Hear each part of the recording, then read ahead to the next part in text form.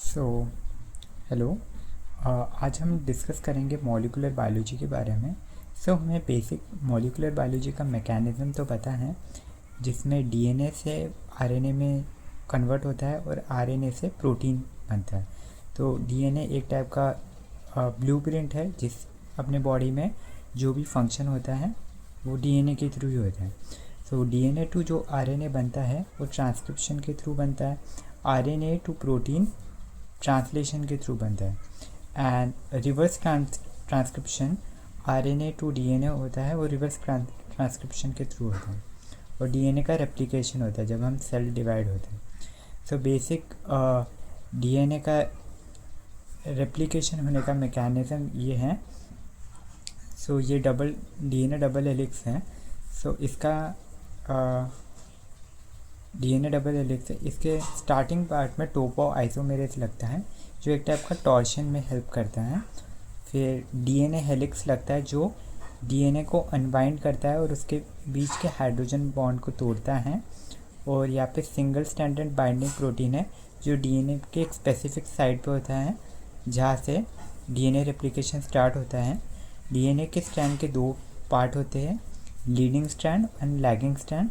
जो leading strand है, leading strand में जो डीएनए रेप्लिकेशन है रिवर्स साइड से स्टार्ट होता है, 3 प्राइम टू 5 प्राइम की डायरेक्शन में। और लैगिंग स्ट्रैंड में जो डीएनए रेप्लिकेशन स्टार्ट होता है 5 प्राइम से 3 प्राइम की डायरेक्शन में स्टार्ट होता है। जो डीएनए रेप्लिकेशन स्टार्ट होता है, स्टार्टिंग आरएनए प्राइमर्स लग जाते हैं। प्राइमर्स स्टार्ट करते हैं डीएनए रेप्लिकेशन। फिर उसके बाद आगे का काम डीएनए पॉलीमरेज करते हैं। फिर डीएनए पॉलीमरेज आगे के स्ट्रैंड्स बनाते जाते हैं।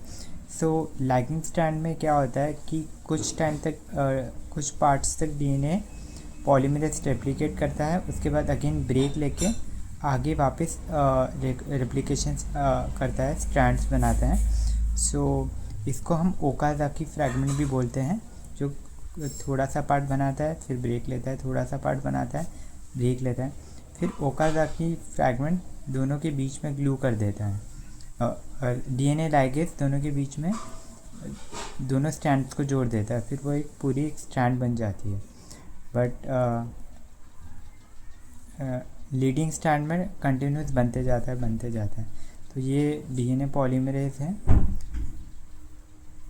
ये बेसिक मैकेनिज़्म है डीएनए रेप्लिकेशन का। फिर डीएनए रेप्लिकेशन के बाद ट्रांसक्रिप्शन होता है।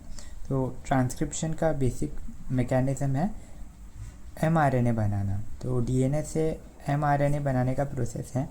तो डीएनए का रेप्लिकेशन हो गया, डीएनए के स्ट्रैंड्स दोनों बन गए। फिर डीएनए के रेप्लिकेशन स्टार्ट होता है।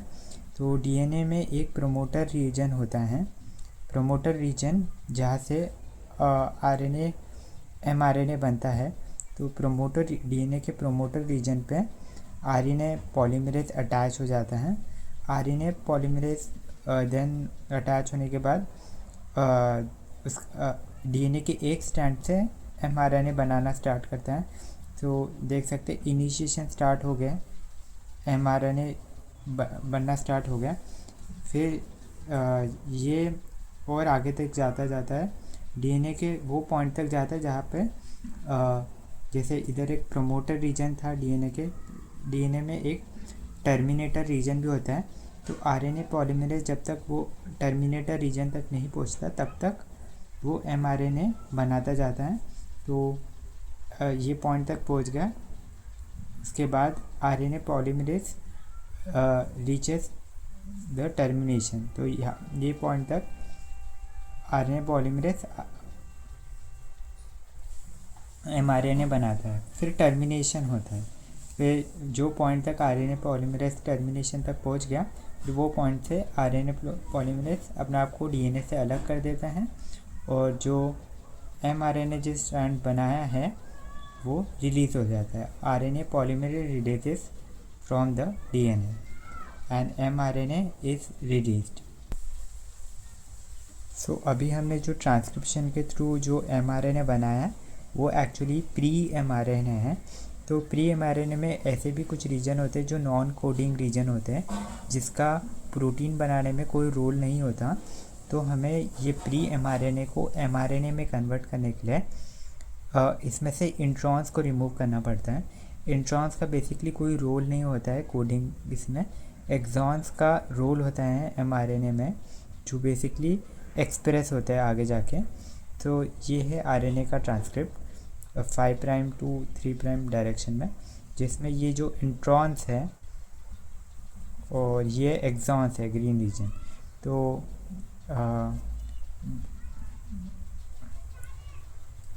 तो इंट्रॉन्स जो रिमूव होते हैं वो अल्टरनेट स्प्लाइसिंग के थ्रू रिमूव होते हैं, जिसमें से इंट्रॉन्स रिमूव हो जाते हैं और एक्सॉन्स के 2 स्ट्रैंड बनते हैं mRNA के। तो ये देख सकते हैं बेसिकली।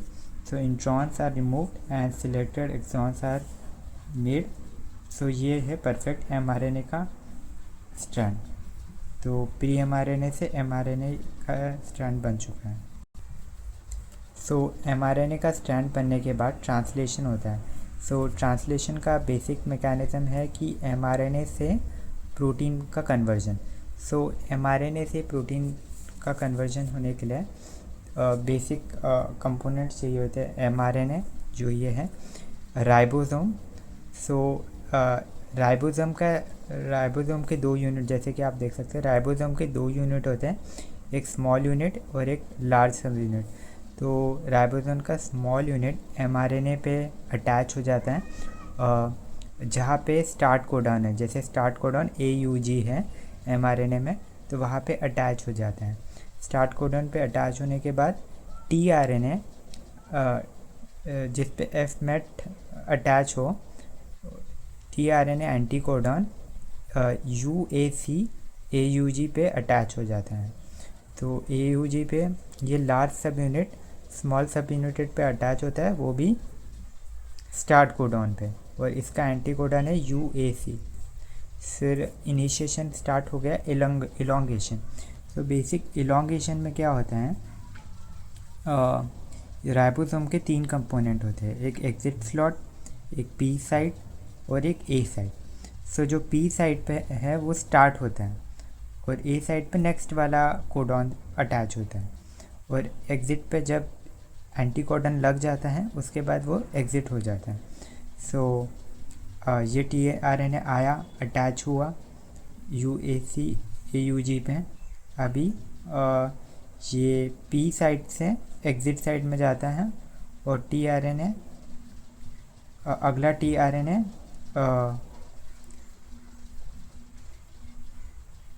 A साइड पे अटैच होता है। फिर ये दोनों के tRNA के जो अमीनो एसिड प्रोटीन्स हैं वो अटैच होते हैं और इन दोनों के बीच में एक पेप्टाइड बॉन्ड फॉर्म होता है दोनों अमीनो एसिड्स के बीच में। फिर जो A साइड पे, जो P साइड पे जो अमीनो एसिड था उसका tRNA डिटैच हो जाता है और जो आगे वाला A साइड का जो कोडॉन है वो P साइड पे जाता है। अगेन tRNA लगता है GGG CCC को, फिर ये भी इसका भी प्रोटीन इसको अटैच हो जाता है, उन दोनों के बीच में P पेप्टाइड बॉन्ड फॉर्म होता है। फिर ये भी tRNA रिलीज़ हो जाता है। tRNA रिलीज़ होने के बाद ऐसे ही P साइड पे tRNA अटैच होता है, जैसे AGG पे का एंटी कोडॉन है UCC। फिर अगेन ये tRNA रिलीज़ हो जाता है, दोनों अमीनो एसिड के बीच में पेप्टाइड बॉन्ड बनता है। फिर अगला tRNA UAG के A साइड पे लगता है। बट ये तब तक चलता रहता है जब तक स्टॉप कोडॉन ना आ जाए। तो आप देख सकते हैं UAG ये एक्चुअली एक स्टॉप कोडॉन है। तो ये पॉइंट पे tRNA कोई कोडॉन अटैच नहीं कर सकता, एंटी कोडॉन अटैच नहीं कर सकता। ये पॉइंट स्टेप का नाम टर्मिनेशन है।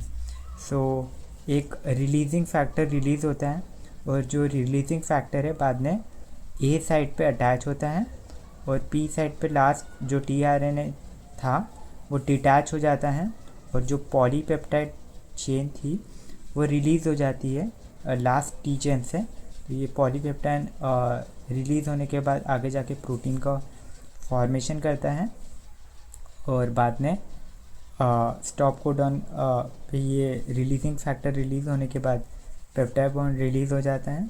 फिर ये राइबोसोम के स्मॉल यूनिट और लार्ज सब यूनिट डिटैच हो जाते हैं। ये टीआरएनए भी रिलीज़ हो जाता है और रिलीज़ फैक्टर भी रिलीज़ हो जाता है। तो इतना था मॉलिक्यूलर बायोलॉजी में। फिर बाद में जाके वो पॉलीपेप्टाइड प्रोटीन बनाता है।